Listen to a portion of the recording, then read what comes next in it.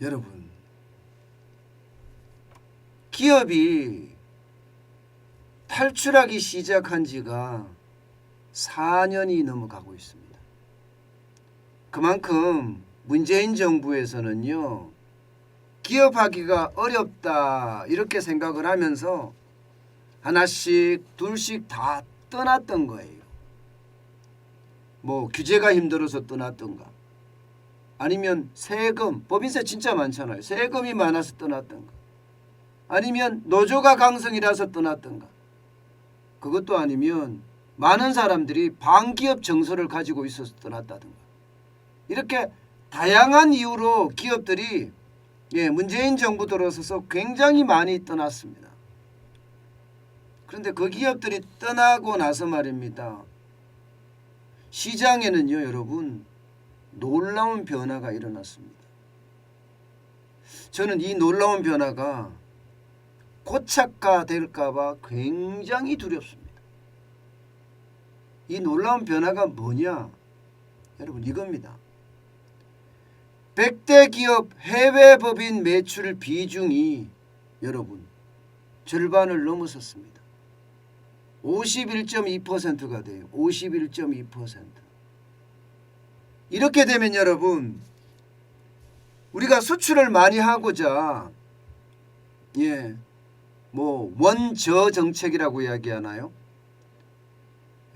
원달러 환율이 좀 올라가면 수출이 잘 된다, 이런 효과가 그렇게 크게 나타나지 않을 수도 있다는 거예요. 해외 법인, 해외 공장들에서 다 생산을 하니까요. 저는 이게 마치 일본을 닮아가는 것 같아요. 일본도 이렇게 됐거든요. 해외 법인의 생산이 늘면서 일본은 아베노믹스라고 이야기하는 엔저 정책, 이게 말입니다, 지금 무너지고 있거든요. 그래서 일본이 지금 또 침몰한다, 이런 얘기가 나옵니다. 지금 우리가 딱 그 모양새를 닮아가고 있어요. 해외 법인 매출이 이렇게까지 늘어나면 여러분, 결국 해외 법인에서는요, 현금을 대한민국으로 보내는 소득 수지만 늘어날 뿐입니다. 이것은요, 우리에게는 굉장히 치명타가 돼요. 왜냐고요? 국내에서 생산하지 않으면 국내 경제는요, 그만큼 꼬꾸라질 수밖에 없습니다. 자, 여러분 생각을 해보자고요. 이게 국내 법인에서 많은 생산이 이루어질 경우 일단 투자가 일어납니다. 뭐 설비 투자든 아니면 공장을 짓는 건설 투자든 투자가 일어납니다. 투자가 일어나면 그에 따라서 말입니다, 1차, 2차, 3차 협력업체도 같이 먹고 살 수 있고요. 공장을 지으면 건설업체도 같이 먹고 살 수가 있어요. 그만큼 일자리가 많이 만들어진다는 이야기예요. 일자리가. 그리고 일자리만 만들어지는 것이 아니라 소득도 늘어납니다. 소득이 늘어나면 소비도 늘어납니다. 소비가 늘어나면 경제가 선순환으로 돌아갈 수도 있거든요. 그런데 기업들이 국내 법인을 마다하고 해외 법인으로 이렇게 쭉쭉 빠져나가면 말입니다, 매출도 많이 늘어날 뿐만 아니라 일자리도 그만큼 줄고 투자도 그만큼 줄고, 그렇게 되면 하청업체들의 매출도 그만큼 떨어질 수밖에 없는 게 현실입니다. 여러분, 이 그래프를 한번 보세요. 이 그래프를 보면 문재인 정부 들어와서 얼마나 많은 기업들이 탈출을 했는지를 보여주는 아주 단적인 지표입니다. 2017년만 하더라도 해외 법인 매출 비중이 48.6%밖에 되지 않았습니다. 그런데 지금은요 51.2%로 엄청나게 늘었습니다. 2018년 우리가 수출이 잘 될 때죠. 그때 49.3%가 늘어나더니 또 꼬꾸라졌습니다. 2019년에는 48.9%로. 그런데 2021년에는요 이게 그 어느 때보다가 굉장히 많이 늘어났습니다. 51.2%라는 것은 장차 대한민국 경제, 여기에도 먹구름이 낀다. 이렇게 해석할 수 있는 부분입니다. 그만큼 말입니다. 기업이 한국을 탈출하고 불과 4년밖에 지나지 않았지만 매출액은 충격적으로 변화했다는 이야기예요. 저는 이게 계속해서 간다면 우리 경제에도요 악영향을 미칠 수밖에 없다고 생각을 합니다. 좀 더 구체적으로 제가 들어가 볼게요. 매출 자체가 말입니다. 여러분 굉장히 많이 늘었어요. 자, 2017년에 말입니다. 국내 법인의 매출은요 100대 기업입니다. 769조 8천억 원이었습니다. 예, 해외 법인의 매출은 726조 5천억 원이었고요. 이것이 말입니다. 2020년에 완전히 꼬꾸라졌거든요. 2020년과 2021년 사이에 여러분 대역전극이 벌어집니다. 대역전극이. 당장 2020년에 보세요. 예, 해외 법인의 매출은 731조 1천억 원이었는데 국내 법인의 매출은 745조 4천억 원이었습니다. 불과 14조 원가량 차이가 났어요. 그러던 것이 2021년에는요. 국내 법인의 매출이 859조 7천억 원으로 줄어들었고요. 해외 법인의 매출은 902조 6천억 원으로 어마어마하게 늘었습니다. 거의 43조가량 늘었습니다. 44조가량. 어마어마하죠. 예, 여러분 이게 말입니다. 51.2%가 앞에하고 비교를 해보면 48.6%하고 차이가 별로 안 나네 이렇게 이야기하지만 금액으로 보면 여러분 어마어마한 차이예요. 어마어마한 차이. 예, 어마어마한 차이입니다. 726조 5천억 원에서 902조 6천억까지 늘었으니까 이 금액이 얼마나 됩니까 여러분? 단순하게 봐도 170조는 되죠. 170조. 170조라는 금액은 여러분 대한민국 경제를 들었다 놨다 할 수 있는 금액입니다. 삼성전자가 비메모리 반도체 그러니까 파운드리에다가 170조를 2030년까지 부어서 1등 기업으로 만들겠다. 세계시장 점유율 1위를 만들겠다. 이렇게 이야기한 금액이 170조입니다. 그런데 그 금액이 1년 동안에 지금 역전이 됐다는 거예요. 저는 이게 말입니다. 결국 시장에 대한 어떤 굉장한 충격이 되지 않겠느냐. 이런 예상 저는 솔직히 많이 해봅니다. 그만큼 말입니다. 기업의 경영자들은요. 한국이 아니라 외국으로 나가야 되겠다. 이렇게 떠나갔다는 뜻이에요. 기존의 대기업이라고 이야기할 수 있는 여러분 삼성이나 LG나 현대차는 당연하고요. 여기에 더해서 말입니다. 신규 대기업이라고 이야기하는 기업들까지 해외로 계속 떠나갔다는 이야기가 됩니다. 떠나갔다는 이야기가. 저는 이 자체가 말입니다. 결국 우리 경제에서는 진짜 심각한 영향을 가져올 수도 있다고 생각을 합니다. 오죽했으면 기업들이 이런 이야기를 합니다. 억지 국내 투자 정부가 너무 강요한다. 이게 억지 국내 투자라는 이야기를 할 정도면 여러분 우리나라의 기업 환경은 그만큼 나빠졌다는 이야기예요. 그만큼 말입니다.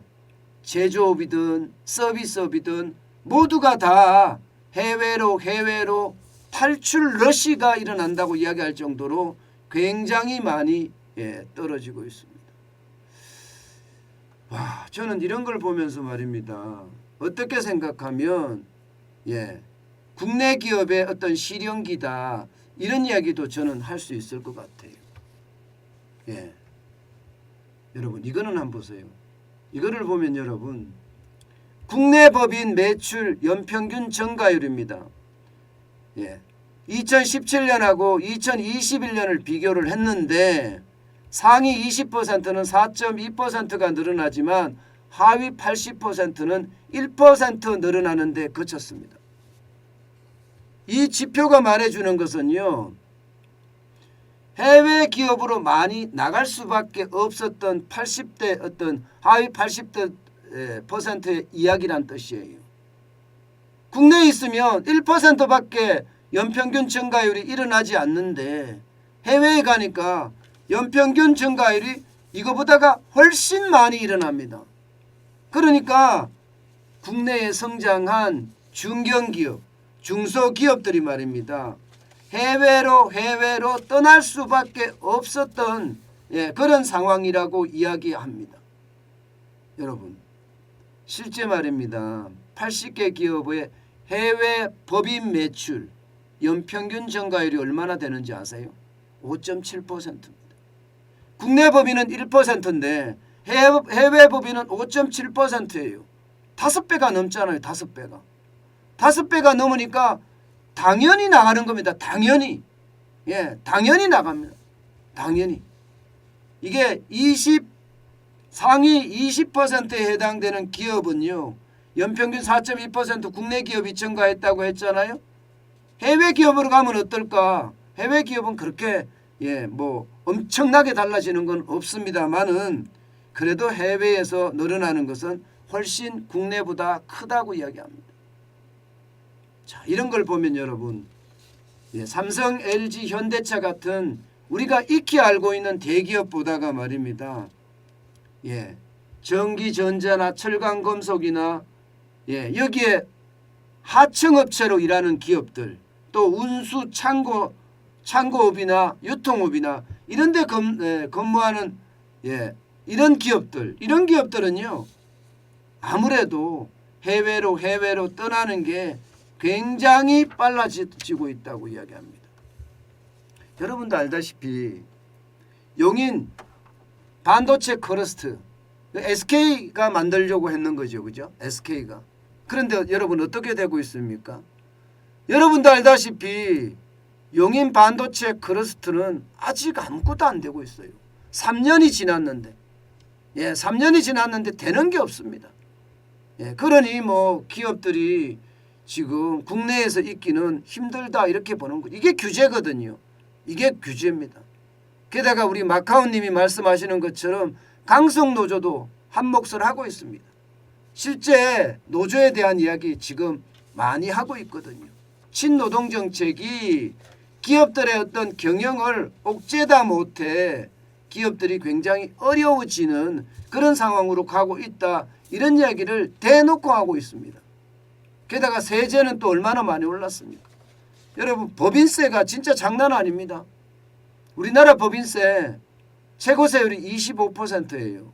25%. 다른 나라에 비하면 형편없이 형편없이라는 말이 맞나요? 너무나 높은 숫자입니다. 다른 나라는요 법인세가 이렇게 많지가 않아요. 게다가 말입니다. 투자를 했을 때 이게 기업들에게 베풀어주는 혜택은요. 해외가 훨씬 낫습니다. 해외가 훨씬 낫습니다. 어느 정도가 나은가 하면요. 국내에서 투자했을 때는 혜택이 없는 경우가 거의 대부분입니다. 거의 대부분이에요. 근데 해외에서 투자했을 때는요. 땅도 싸게 주고요. 게다가 시설 투자 자금도 정부가 빌려줍니다. 낮은 금리로. 그러다 보니까 이거 괜찮네 이렇게 예상을 할 수가 있는 거고요. 또 보조금은 보조금대로 줍니다. 그러니 우리 기업들이 해외로 보폭을 자꾸 늘려갈 수밖에 없는 거잖아요. 세금 부담도요. 우리는 25%에다가 지방세까지 내면 25%에다가 2.5%가 더 포함이 되죠. 그러면 27.5%인가요? 27.5%. 여기서 줄여준다고 하더라도 25.7%가량은 우리는 내야 합니다. 법인세를. 그런데 글로벌 경쟁국들 이런 데는 어떨까요? 이게 조세 부담률이 굉장히 낮아요. 15.7%밖에 안 됩니다. 15.7%.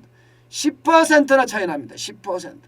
그러면 여러분은 어디다 투자하시겠습니까? 아마 여러분도 국내에 투자하지 않습니다. 예, 그만큼 예, 세금에 대한 부담 또 예, 노조에 대한 부담 예, 여기에다가 반기업 정서까지 참 어째 보면 말입니다.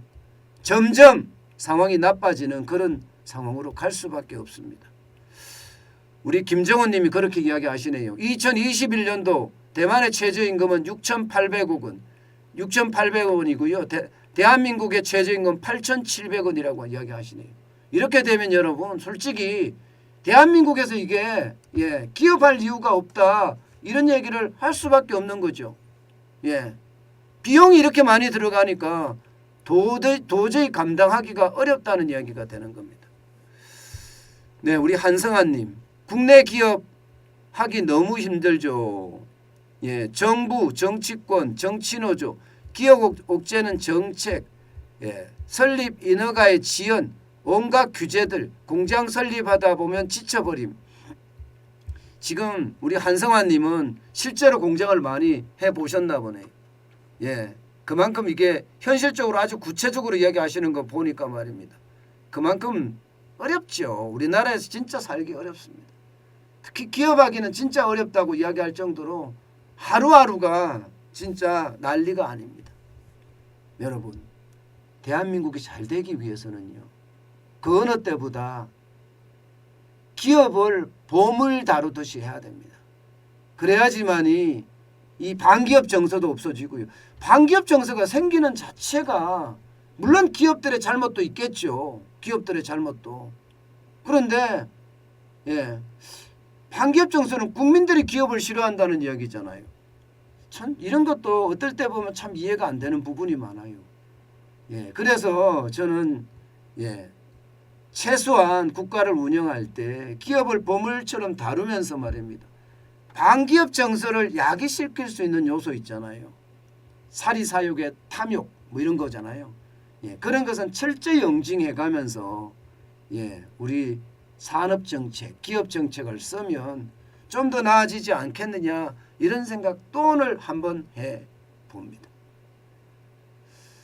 참 답답한 현실이죠. 그죠? 예, 한국 사람이 한국에서 기업을 못하고 예, 한국 사람이 외국에서 나가서 기업을 해야 된다는 현실 말입니다. 예, 진짜 답답합니다.